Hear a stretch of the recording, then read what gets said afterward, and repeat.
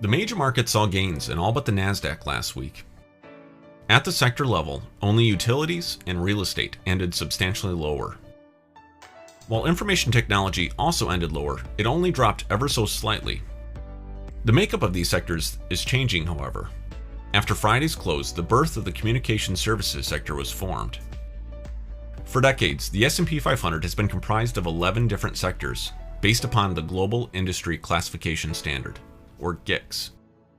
These are consumer discretionary, consumer staples, energy, financials, healthcare, industrials, information technology, materials, real estate, telecommunication services, and utilities. But the GICS makeup is being updated to the technology age. The telecommunication services sector is broadening and being renamed to communication services. The telecommunication services companies are now becoming a subsector to this revised sector. Additionally, media companies, which fell under the consumer discretionary sector, have also shifted into the media and entertainment subsector. As a result, a number of companies such as Facebook, Alphabet, Disney, and Netflix are being reassigned from their prior positions in the technology and consumer discretionary sectors into this newly defined sector.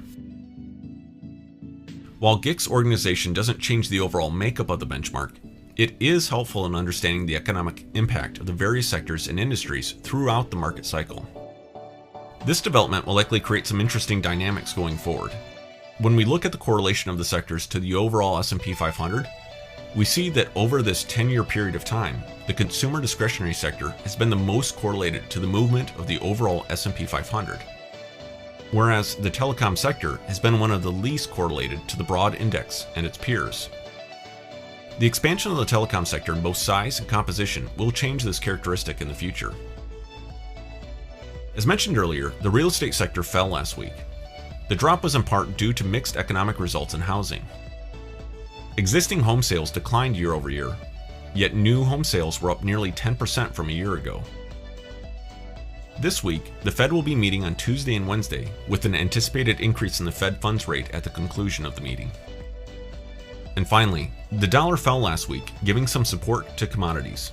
Industrial metals in particular saw substantial gains for the week, recovering some of the year-to-date losses from the ongoing trade war. Zinc led the pack higher with a gain of 7.5%, while copper followed behind it with a gain of 6.8%. Year-to-date, both precious and industrial metals are still largely down around double digits.